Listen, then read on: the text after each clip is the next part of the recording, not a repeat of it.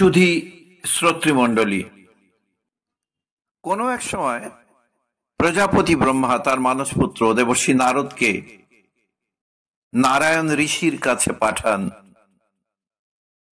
হরিভক্তি শিক্ষা করার জন্য। সেখানে পৌঁছে দেবর্ষি নারদ নারায়ণ ঋষিকে সম্বোধন করে বলেন, হে গুরু, যাহা সমস্ত তত্ত্বের প্রদীপ স্বরূপ,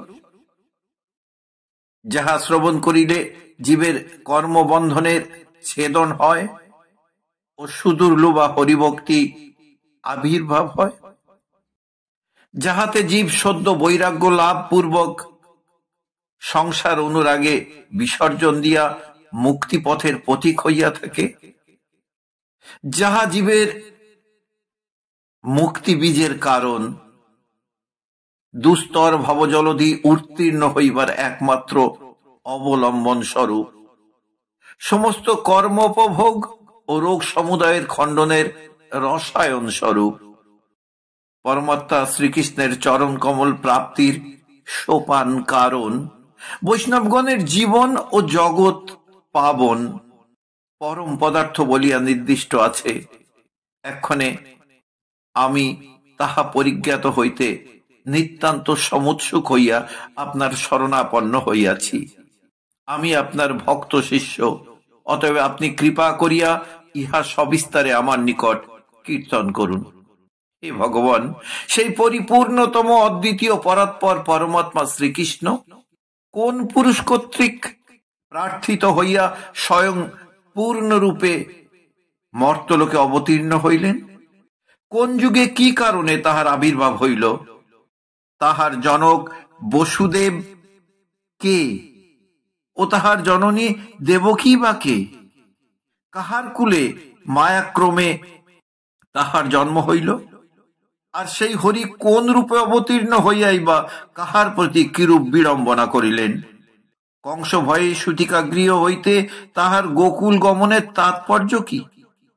তিনি স্বয়ং সর্বভয় হারক হইয়া কীট স্বরূপ কংস হইতে ভীত হইলেন কেন? তিনি গোকুলে গোপবেশে কি কি কার্য করিলেন?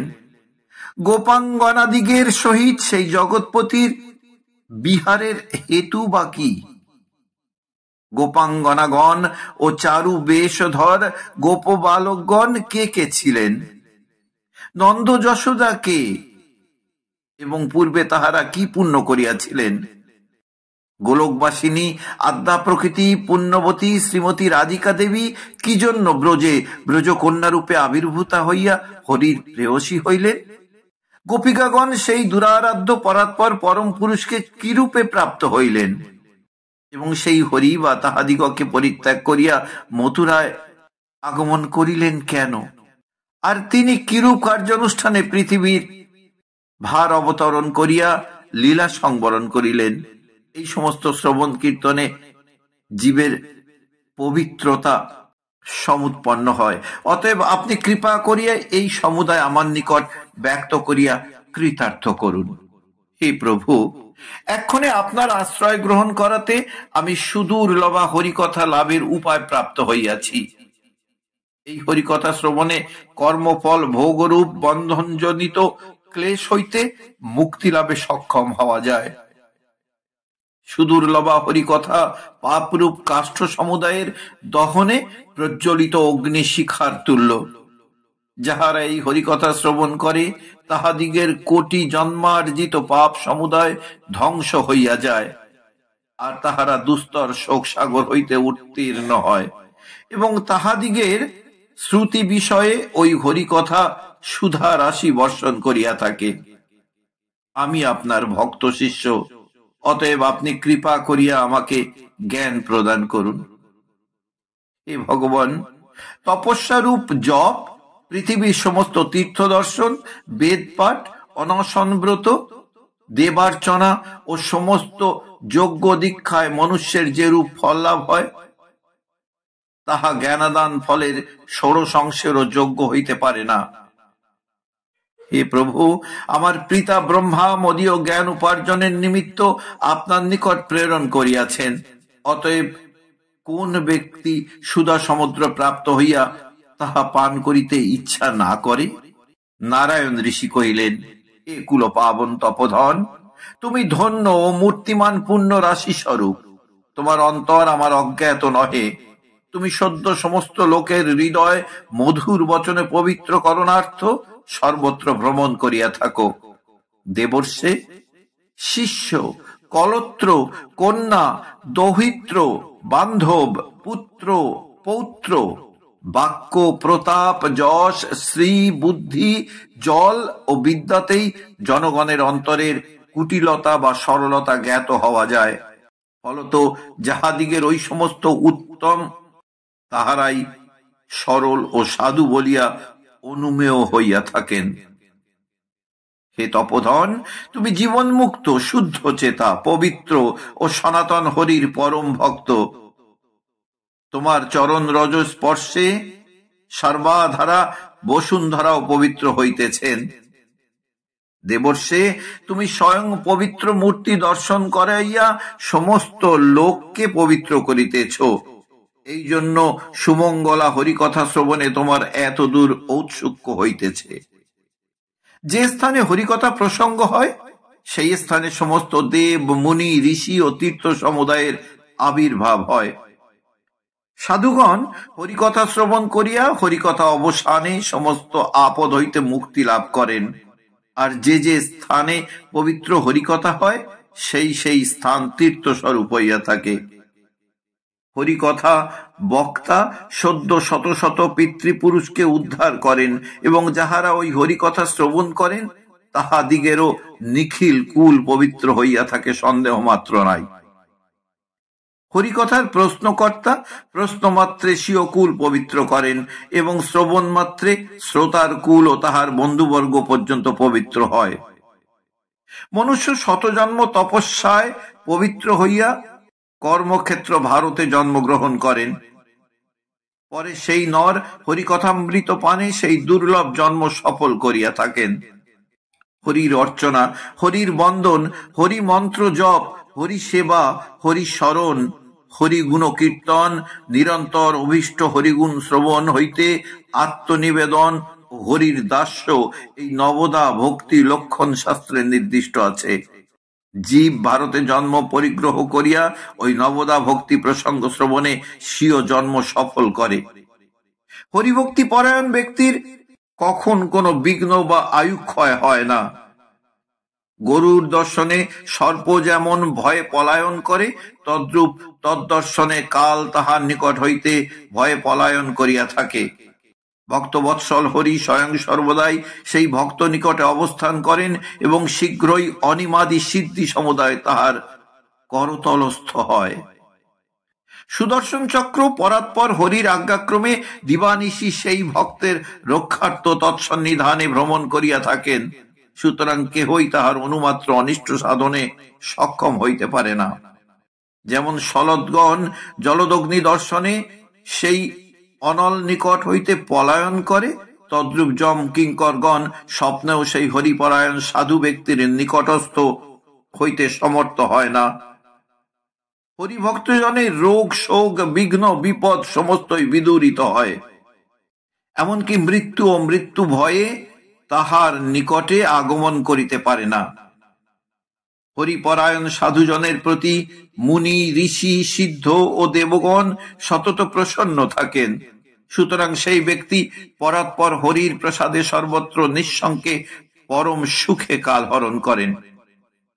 হে দেবর্ষে, হরিকথায় সর্বদা তোমার আত্যন্তিকই রতি দৃষ্ট হইতেছে। তোমার পক্ষে এরূপ হওয়াও আশ্চর্য নহে। জনকের স্বভাব নিশ্চয়ই জনপ্রবর্তিত হইয়া থাকে। হে বিপ্রেন্দ্র, সর্বলোক পিতামহ ব্রহ্মার মানসে তোমার জন্ম, সুতরাং তোমার হরিভক্তি বিষয়ে কি প্রশংসা করিব? কারণ যাহার যেমন বংশে জন্ম তাহার সেইরূপ মতির আবির্ভাব হয়। যে জগৎ বিধাতা ব্রহ্মা নিরন্তর নবদাহ ভক্তি লক্ষণ ক্রমে হরির আরাধনায় প্রবৃত্ত হইয়া তদীয় চরণ সেবা করিতেছেন, তিনি তোমার পিতা। অতএব তোমার বিষয়ে অধিক বলা বাহুল্য মাত্র। যে ব্যক্তি হরিকথায় আত্যন্তিকই রতি প্রযুক্ত পুলকাঞ্চিত কলেবর হইয়া প্রেমাশ্রু বিসর্জন পূর্বক তাহাতে নিবিষ্ট চেতা হন, পণ্ডিতগণ তাহাকেই ভক্তরূপ নির্দেশ করিয়া থাকেন। যে ব্যক্তি কায় মনোবাক্যে পুত্র কলত্রাদি হরিতে অর্পণ করিয়া তৎসমুদয়কে হরির পরিবার বলিয়া অবধারণ করেন, তিনি পণ্ডিতগণ কর্তৃক ভক্তরূপে কথিত হন। যে ব্যক্তি সর্বজীবে দয়াবান হইয়া নিখিল জগৎ কৃষ্ণময় দর্শন করেন, সেই ব্যক্তি মহাজ্ঞানী ভক্ত বৈষ্ণব উত্তম বলিয়া নির্দিষ্ট হইয়া থাকেন, তাহার সংশয় মাত্র নাই। যাহারা নির্জনের তীর্থ সম্পর্কে নিঃসঙ্গ হইয়া পরমানন্দে হরির চরণ কমল ধ্যান করেন, তাহাদিগকেই বৈষ্ণব বলিয়া কীর্তন করা যায়। যাহারা নিরন্তর হরিনাম কীর্তন, হরিগুণ গান, হরিমন্ত্র জপ, হরিকথা শ্রবণ, হরির গুণগাথা বর্ণন করেন, তাহারা বৈষ্ণব নামে অভিহিত হইয়া থাকেন। সুস্বাদু মিষ্ট বস্তু লাভ করিবা মাত্র তাহা পরাৎপর হরিকে নিবেদন করিবার জন্য যাহার অন্তঃকরণ পুলকিত হয়, তিনি জ্ঞানীগণ অগ্রগণ্য ভক্ত বলিয়া নির্দিষ্ট হইয়া থাকেন। যে ব্যক্তি বাহ্যিক পূর্ব কর্মার্জিত ফল ভোগ করেন, কিন্তু স্বপ্ন বা জাগ্রত অবস্থা দিবারাত্রি মনকে হরির চরণ কমলে নিবিষ্ট রাখেন, তিনি বৈষ্ণব নামে অভিহিত হন। গুরুমুখ হইতে যাহার শ্রবণ বিবরে কৃষ্ণ মন্ত্র প্রবিষ্ট হয়, মনীষীগণ তাহাকে মহাপুত বৈষ্ণব নামে কীর্তন করেন। হরিপরায়ণ ভক্ত ব্যক্তি ঊর্ধ্বতন সপ্ত ও অধস্তন সপ্ত পিতৃপুরুষ, মাতামহাদি সপ্তপুরুষ, সহোদরা ভগিনী, জননী, মাতামহী, পুত্র, কলত্র, কন্যা, বন্ধু, শিষ্য, দৌহিত্র ও কিঙ্কর কিঙ্করী পর্যন্ত সমুদায়কে উদ্ধার করিতে সমর্থ হন। সমস্ত তীর্থ বৈষ্ণব স্পর্শ ও বৈষ্ণব দর্শনের বাঞ্ছা করে, কারণ বৈষ্ণব সংসর্গে পাপীদত্ত পাপ হইতে সকল তীর্থের নিষ্কৃতি লাভ হয়।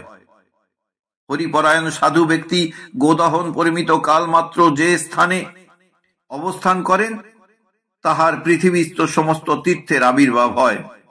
জ্ঞানপূর্বক গঙ্গা মরণে ও হরিশরণ পূর্বক মৃত্যুতে যেমন জীব মুক্তি লাভ করে, তদ্রূপ ওই স্থানে পাপী ব্যক্তি নিশ্চয় মুক্তি লাভ করিয়া হরির পরম পদ লাভ করিয়া থাকে। যেমন তুলসী কাননে, গোষ্ঠে, শ্রীকৃষ্ণ মন্দিরে, বৃন্দারণ্যে, হরিদ্বারে বা অন্যান্য তীর্থ সমুদায়ে স্নান অবগাহনে পাপীগণ পাপ মুক্ত হয়, তদ্রূপ বৈষ্ণবের স্পর্শ বায়ু যোগে পাপাত্মাদিগের সমস্ত পাপের ধ্বংস হইয়া থাকে, তাহার সংশয় মাত্র নাই। যেমন জলদগ্নিতে প্রদত্ত শুষ্ক তৃণ ভস্মীভূত হয়, তদ্রূপ বৈষ্ণব সংস্পর্শে জীবের সমস্ত পাপ নষ্ট হইয়া যায়। যাহারা হরিপরায়ণ ব্যক্তিকে পথে গমন করিতে দর্শন করেন, তাহাদিগের নিশ্চয় সপ্ত জন্মার্জিত পাপের ক্ষয় হয়।